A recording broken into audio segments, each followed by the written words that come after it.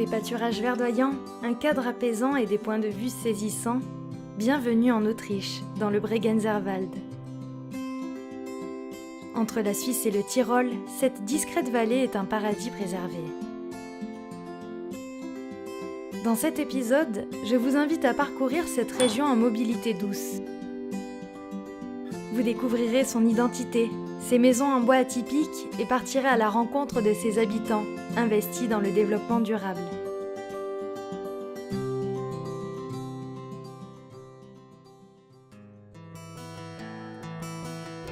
Entre tradition et modernité, le Bregenzerwald se démarque par son artisanat et son architecture harmonieuse. Les chalets de la vallée sont recouverts de shingles, des petits cercles en bois qui protègent les façades. Ces habitations font la fierté des locaux, qui placent l'exigence esthétique aussi haute que l'efficience énergétique. Nous avons rencontré Walter, qui nous a expliqué comment les locaux s'impliquent pour se chauffer de façon plus écologique. Le but, c'était de ne plus brûler de fouille dans notre village en 2020. C'est le chauffage avec le plus haut chiffre d'efficace dans presque toute l'Europe à l'instant. On a par exemple fait la première fois la récupération de l'humidité dans l'air qui passait par la cheminée pour prendre cette énergie pour chauffer la mairie. On prend à peu près 1,2% par an. La forêt grandit tous les ans entre 3,2 à 3,5-6%. Ça veut dire qu'il y a toujours une forêt, une biomasse supplémentaire dans la nature. Dans les Alpes autrichiennes, les produits thérapeutiques ont une longue tradition. La famille Metzler nous a accueillis pour nous faire découvrir son installation moderne et autonome. À partir de l'étage, la ferme fabrique des fromages et d'autres produits, vous le verrez, plutôt insolites. Mes beaux-parents ont commencé il y a 30 ans. Ils ont acquis la ferme à leurs propres parents. Ils voulaient trouver une nouvelle idée innovante pour gagner davantage d'argent avec l'agriculture. C'est ainsi qu'ils ont cherché à réutiliser le petit lait.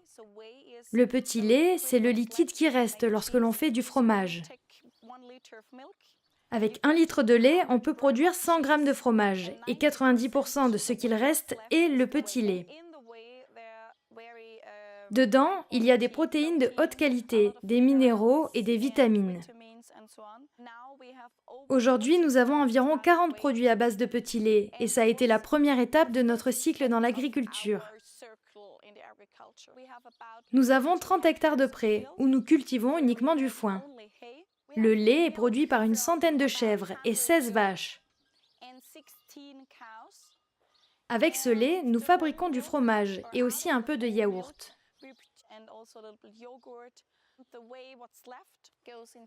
Le petit lait qu'il reste va directement dans notre fabrique de produits cosmétiques.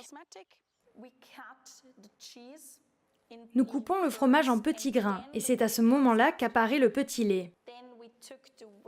Nous prenons cette substance fraîche pour la mettre dans des boîtes et le même jour, nous l'utilisons pour fabriquer des crèmes, lotions, shampoings, etc.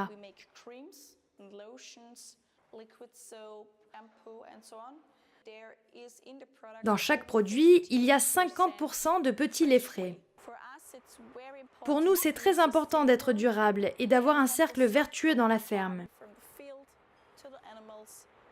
Depuis les champs jusqu'aux animaux, du lait au fromage, du fromage au petit lait, du petit lait aux cosmétiques et aussi des herbes du jardin aux cosmétiques. On veut également montrer à nos visiteurs comment est la vie dans nos fermes.